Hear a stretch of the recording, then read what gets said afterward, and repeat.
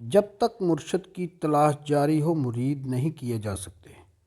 مرشد کی عنایت سے کامل مقام حاصل ہونے اور مرشد کی جانب سے تلقین کی اجازت ہو تب بھی مرید کیے جا سکتے ہیں۔ دہلی تشریف لے جانے سے کئی سال قبل ہی حضرت سلطان باہو رحمۃ اللہ علیہ نے دست بیعت کا سلسلہ جاری کر رکھا تھا۔ بسم اللہ الرحمن الرحیم۔ السلام علیکم ورحمۃ اللہ وبرکاتہ۔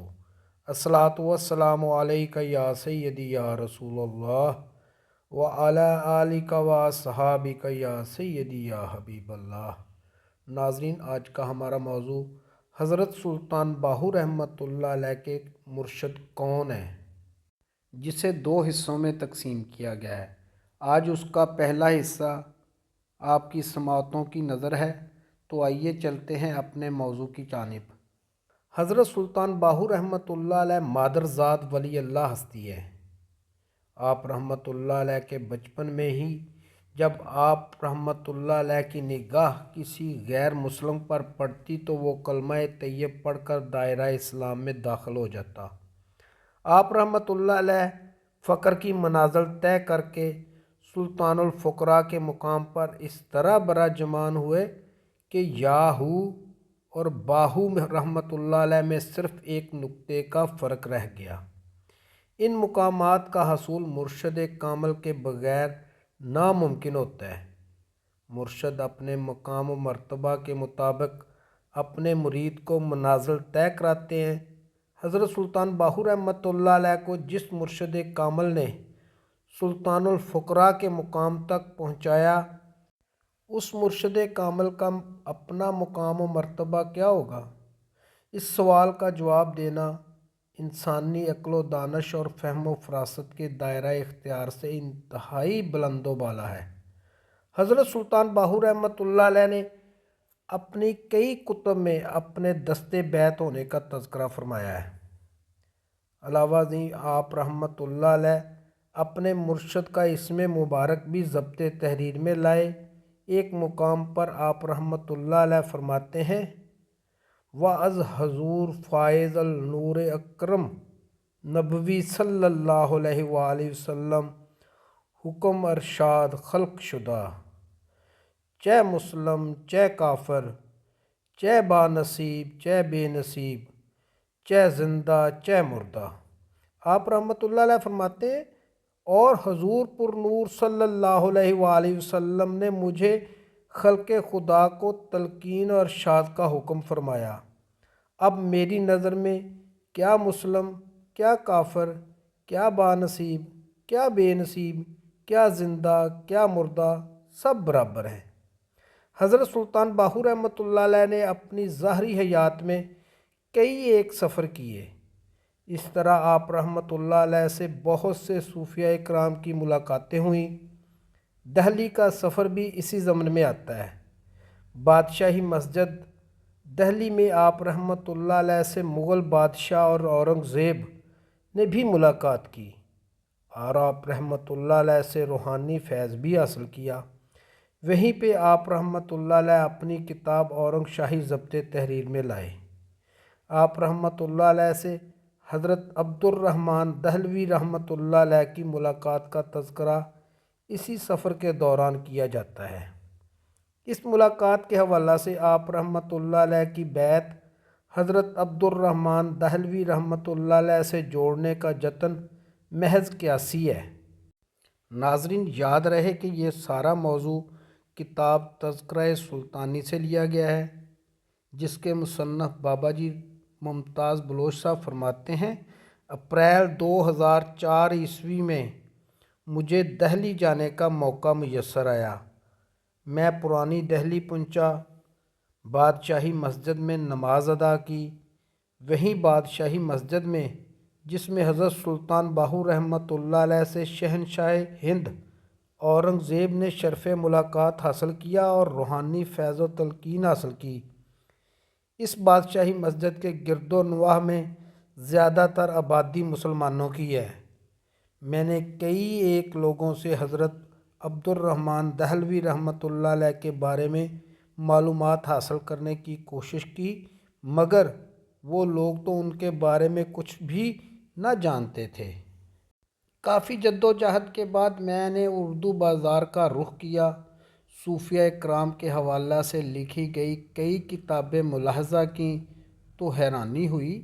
کتاب تذکرہ اولیاء پاک و ہند میں بھی حضرت عبد الرحمن دہلوی رحمۃ اللہ علیہ کا تذکرہ نظر نہ آیا، اور نہ ہی دہلی کے صوفیہ کرام کے حوالہ سے لکھی گئی کتاب دلی کے 22 خواجہ میں ان کا ذکر موجود پایا۔ اس کتاب میں ان 22 حضرات بابرکات کے حالات درج کیے گئے ہیں جن کو بجا طور پر قطب زماں اور مرشد دوراں کہا جا سکتا ہے۔ اس صورتحال نے مجھے سوچوں میں گم کر دیا۔ کئی گھنٹے میں ان سوچوں میں گم رہا کہ جس ہستی کا شمار دہلی کی سطح پر 22 مرشدوں میں نہیں ہوتا، وہ ہستی سلطان الفقراء رحمۃ اللہ علیہ کا مرشد کیسے ہو سکتی ہے؟ اس کے علاوہ کئی مزید سوال بھی میرے دماغ میں ابھرے۔ سوال نمبر 1، حضرت سلطان باہو رحمۃ اللہ علیہ نے اورنگ زیب کے حوالہ سے کتاب اورنگ شاہی تحریر فرمائی، مگر حضرت عبد الرحمن دہلوی رحمۃ اللہ علیہ کے حوالہ سے کوئی کتاب نہ لکھی۔ سوال نمبر 2، اورنگ زیب شہنشاہ ہند نے حضرت عبد الرحمن دہلوی رحمۃ اللہ علیہ کی بجائے حضرت سلطان باہو رحمۃ اللہ علیہ سے روحانی فیض حاصل کرنے کا جتن کیوں کیا؟ سوال نمبر 3، حضرت سلطان باہو رحمۃ اللہ علیہ نے اپنی کسی تحریر میں حضرت عبد الرحمن دہلوی رحمۃ اللہ علیہ کا تذکرہ بطور مرشد کیوں نہ فرمایا؟ آخر کار میں اس نتیجہ پر پہنچا کہ حضرت سلطان باہو رحمۃ اللہ علیہ کی دہلی کے سفر کے دوران حضرت عبد الرحمن دہلوی رحمۃ اللہ علیہ سے ملاقات تو یقیناً ہوئی، مگر ان سے دست بیعت ہونے کا تذکرہ محض قیاسی ہے۔ حضرت سلطان باہو رحمۃ اللہ علیہ کے خانوادے کے مشہور محقق پروفیسر ڈاکٹر سلطان الطاف علی اس حوالہ سے اپنی رائے پیش کرتے ہوئے لکھتے ہیں، گو مصنف مناقب سلطانی نے ان کے ہم عصر صوفیہ کا ذکر بھی کیا ہے جو اپنے دور میں ممتاز اور سربراہ مشائخ میں شمار ہوتے تھے، اور جن سے موصوف نے سلطان باہو رحمۃ اللہ علیہ کے اکتساب فیض کی روایت بیان کی ہے۔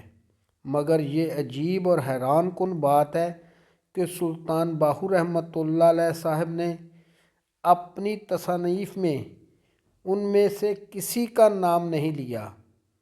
سلطان باہو رحمۃ اللہ علیہ صاحب جیسے علو مرتب سے یہ بات بعید معلوم ہوتی ہے کہ وہ کہیں سے استفادہ کریں اور پھر اظہار تشکر کے طور پر بھی اس کا ذکر نہ کریں۔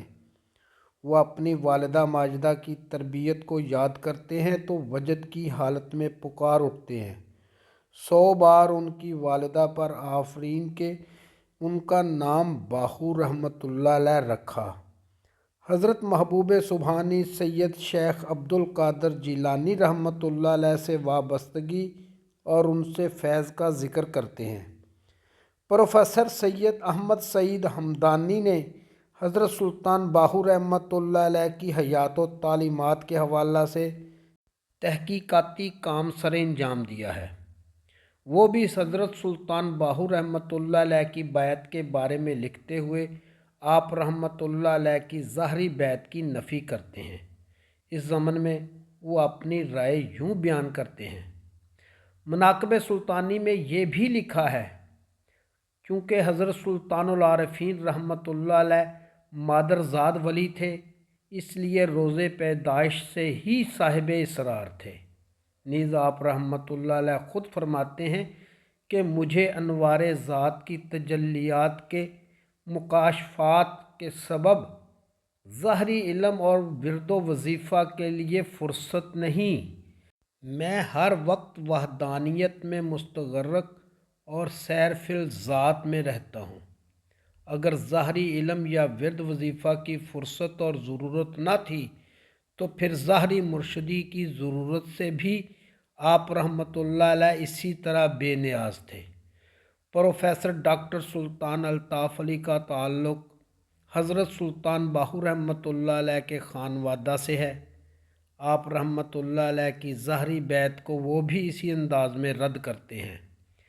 یہ عجیب بات ہے کہ ظاہری مرشد سے بیعت کرنے کا واقعہ صرف مناقب سلطانی میں اور پھر محمد ذکریہ کی سہ حرفی میں چھپڑ سے شائع ہوا۔ خود حضرت سلطان باہو رحمۃ اللہ علیہ نے اپنی کسی تصنیف میں ظاہری مرشد اختیار کرنے کے بارے میں کوئی واضح بات نہیں کی۔ حضرت سلطان باہو رحمۃ اللہ علیہ کو مادرزاد ولی ہونے کا مقام و شرف حاصل ہوا۔ آپ رحمۃ اللہ علیہ کی قلبی واردات اور آپ رحمۃ اللہ علیہ کی کشف و کرامات کا شہرہ بچپن سے ہی عام ہو چکا تھا۔ آپ رحمۃ اللہ علیہ کو مرشد کی کمی یا ضرورت محسوس نہ ہوتی تھی۔ اس کے باوجود آپ رحمۃ اللہ علیہ نے اپنی والدہ محترمہ کے حکم پر مرشد کی تلاش کے لیے کئی ایک سفر کیے۔ مختلف مقامات پر کئی ایک درویشوں اور صوفیہ کرام سے آپ رحمۃ اللہ علیہ کی ملاقاتیں ہوئیں۔ کئی ایک سے آپ رحمۃ اللہ علیہ نے علیحدگی میں نشستیں بھی کیں۔ کئی ایک نے آپ رحمۃ اللہ علیہ کے روبرو اپنی کشف و کرامات بھی ظاہر کیں، لیکن وہ سب کے سب آپ رحمۃ اللہ علیہ کے معیار پر پورے نہ اترے۔ کافی عرصہ آپ رحمۃ اللہ علیہ نے مرشد کامل کی تلاش میں گزارا۔ دور نزدیک کے ان گنت سفر کیے مگر مقصد حاصل نہ ہو سکا۔ آپ رحمۃ اللہ علیہ نے کسی ہستی کو دست بیعت ہونے کے لیے مناسب موضوع اور اپنے معیار کے مطابق نہ پایا۔ یہی سبب ہے کہ آپ رحمۃ اللہ علیہ نے کسی کو بطور مرشد نہ اپنایا، یہاں تک کہ آپ رحمۃ اللہ علیہ 30 برس کی عمر کو پہنچ گئے۔ آپ رحمۃ اللہ علیہ کی ولادت باسعادت 1039 ہجری میں ہوئی۔ 30 سال بعد 1069 ہجری یا 1070 ہجری میں آپ رحمۃ اللہ علیہ کو مجلس نبوی صلی اللہ علیہ وآلہ وسلم میں دست بیعت ہونے کا شرف حاصل ہوا۔ حضرت محمد مصطفیٰ صلی اللہ علیہ وآلہ وسلم نے آپ رحمۃ اللہ علیہ کو دست بیعت فرمانے کے بعد پیران پیر سید شیخ عبد القادر جیلانی رحمۃ اللہ علیہ کے سپرد فرمایا، جنہوں نے سرفرازی کے بعد حضرت سلطان باہو رحمۃ اللہ علیہ کو خلق خدا کو ارشاد و تلقین کا حکم فرمایا۔ اس طرح آپ رحمۃ اللہ علیہ 30 سال مرشد کامل کی تلاش میں رہے، یعنی 1069 ہجری تک مرشد کامل کی تلاش میں رہے۔ اس کے بعد آپ رحمۃ اللہ علیہ خلقت کو ارشاد و تلقین میں مصروف ہوئے۔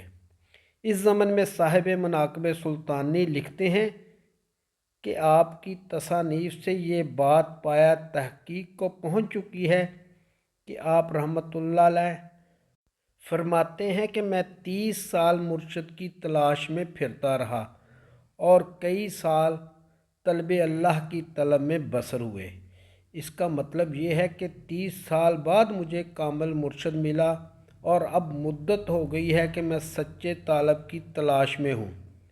آپ رحمۃ اللہ علیہ کے فرامین سے ظاہر اور واضح ہے کہ 30 سال کی عمر کے بعد جو بھی سفر آپ رحمۃ اللہ علیہ نے کیے ان کے مقاصد خلق خدا کو ارشاد و تلقین ہی تھے۔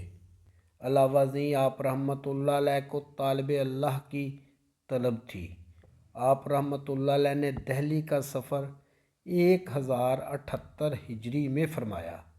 آپ رحمۃ اللہ علیہ 1070 کے بعد آپ رحمۃ اللہ علیہ کے تمام سر سفر طالبان حق کی طلب اور رشد و تلقین کے لیے تھے۔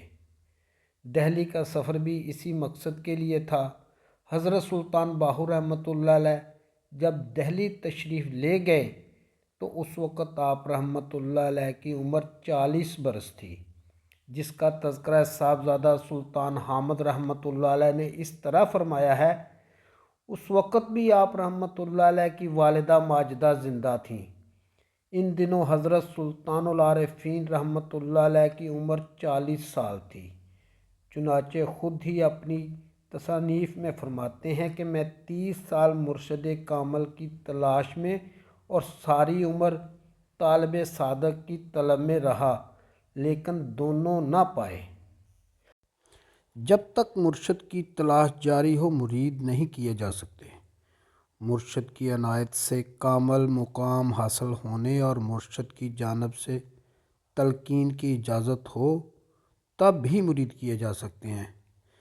دہلی تشریف لے جانے سے کئی سال قبل ہی حضرت سلطان باہو رحمۃ اللہ علیہ نے دست بیعت کا سلسلہ جاری کر رکھا تھا۔ دہلی کے سفر میں آپ رحمۃ اللہ علیہ کا مرید خاص سلطان حمید رحمۃ اللہ علیہ آپ رحمۃ اللہ علیہ کے ہمراہ تھا۔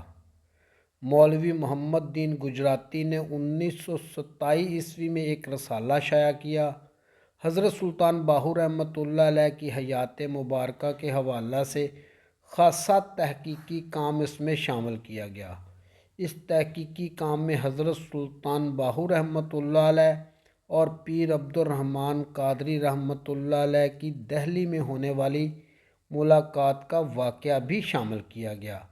اس ملاقات کے حوالہ سے مولوی محمد دین گجراتی لکھتے ہیں: پیر عبد الرحمن قادری رحمۃ اللہ علیہ نے آپ رحمۃ اللہ علیہ کا ہاتھ پکڑا اور حجرے کے اندر لے گئے اور فرمایا: تو مالا مال فیضان توحیدی سے ہے اور تیرے ہاتھ پر ہاتھ حضرت محمد رسول اللہ صلی اللہ علیہ وآلہ وسلم کا ہے اور حضرت پیران پیر دستگیر رحمۃ اللہ علیہ کا تو تربیت یافتہ ہے۔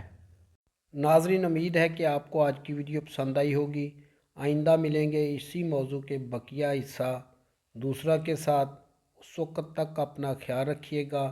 اپنے میزبان خالد قمر کو اجازت دیجیے۔ اللہ حافظ۔